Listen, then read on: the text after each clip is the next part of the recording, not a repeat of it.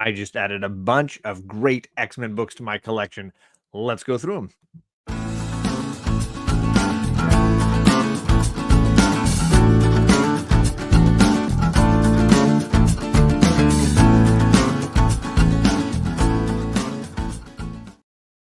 Welcome back, gang.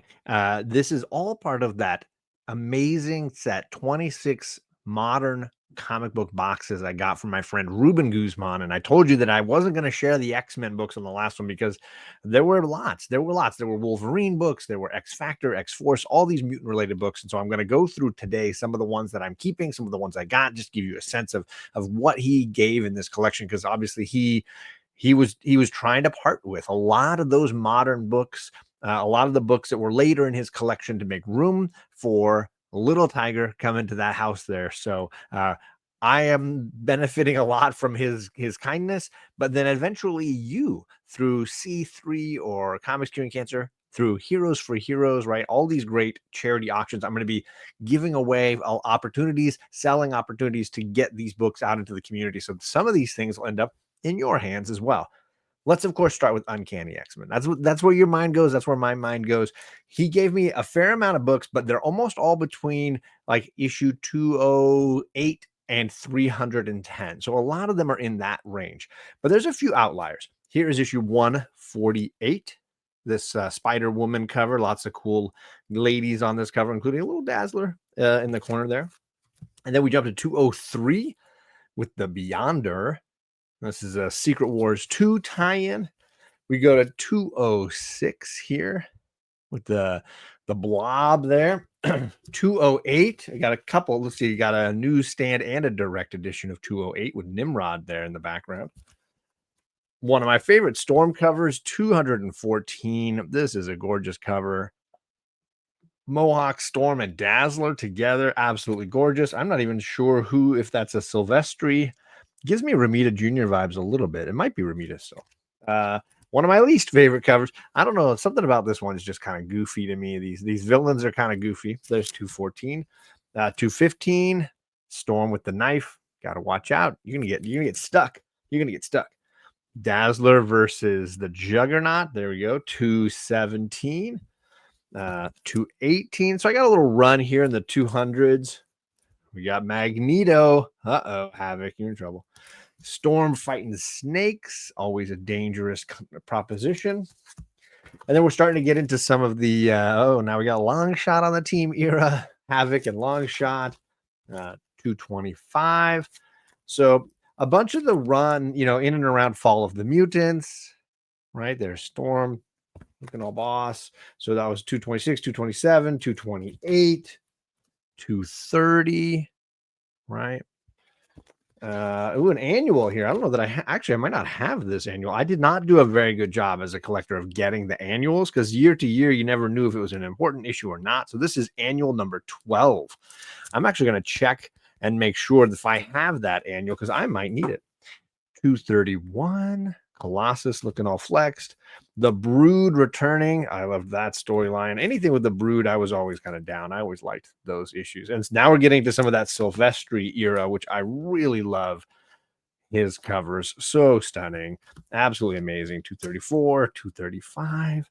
I see a key book next for Jubilee fans. This is the first appearance of Jubilee, so issue 244.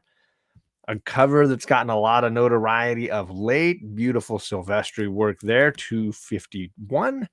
The little baby Storm. Look, she's a little kid. Little kid Storm.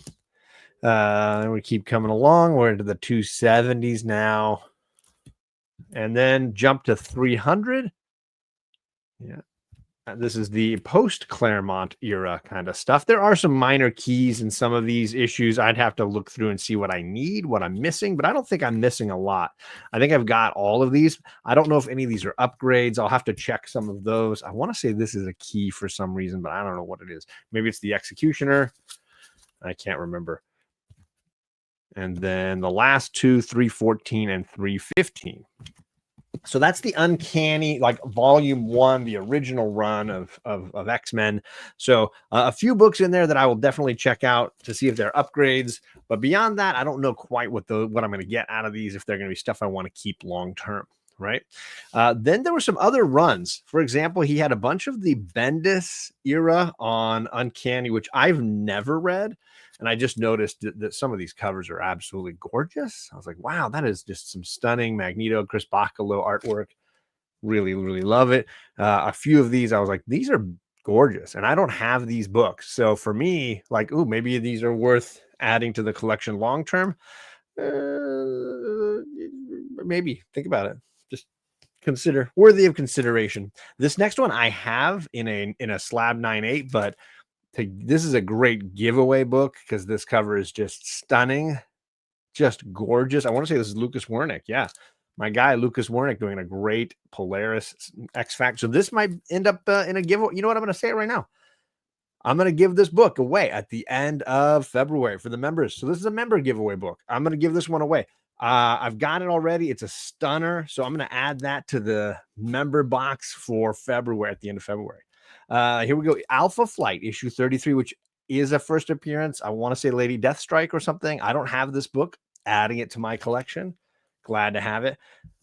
I've been slowly reading through X-Men Red. Sorry, I've read it, but I'm just collecting the issues. So there were some really great covers that I did not own for X-Men Red. Definitely going to add those to my collection. Not a Namor fan, but Namor drawn so perfectly at the in X-Men Red. I'm keeping that. I believe that's Gentle. Am I not mistaken? I think it is. He's a mutant from Wakanda. Obviously, the Jenny Frison covers are absolutely gorgeous. Here's the team by Jenny Frison. Gotta have it. So the Frison variants, I have a couple others. I'd have that Jean Grey one where she's extending her hand, stuff like that. He also had some great fun variants that I did not have for House of X and Powers of 10, including this Phil Noto variant, which I thought was really great. I'm going to grab that one. This fun one that recounts kind of Destiny telling Pyro to burn Moira alive, which is crazy moment.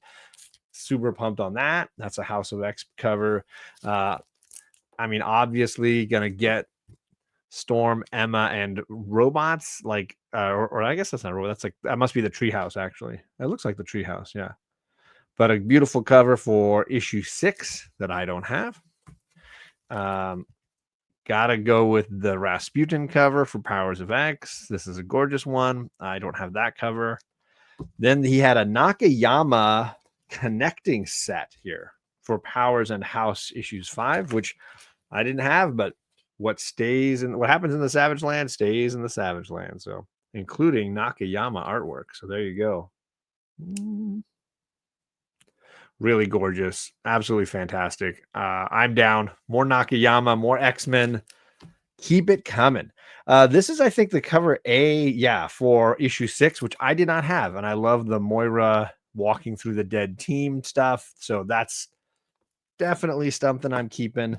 Then we have a variant for Inferno, issue 2, one of the card variants that they did. I'm not sure the artist. Joe Jusko. There you go. A Jusko variant, which I do not have. Planet size X-Men variant here, which gives me, X-Men 97 feels. I think that's the vibe they were going for here. Really, really love that. And I'm a big planet size X-Men fan. That's when they made Mars into a livable, habitable planet. Really love that. Here's a fun Alex Ross cover. I believe this is an X-Men 1 Alex Ross cover, I think. Not certain. Then I got some X Factor issues that I don't have, but have some minor key value, first appearance of a character or something. Issue 17, issue 21, issue 22. He had a bunch of X Factor issues. So some of them I will add to fill the run out, but others I think I'll pass on to folks, especially if I've got duplicates. And I got another copy of X-Men Unlimited, which is one of my favorite single issue X-Men kind of stories. This is a great book, and I always try to get it if I have copies of it, and I try to give it away often. So this might end up being something I give away because I just got another one recently too. So I think I have 2 copies right now, which I shouldn't keep. So there's just a sample. There were Wolverine books as well. A lot of the more recent runs of Wolverine.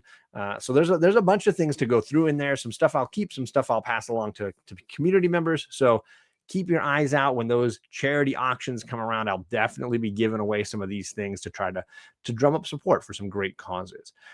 Thank you to my channel members. So these are the folks that consistently help out by donating money to improve what I'm doing here on the channel.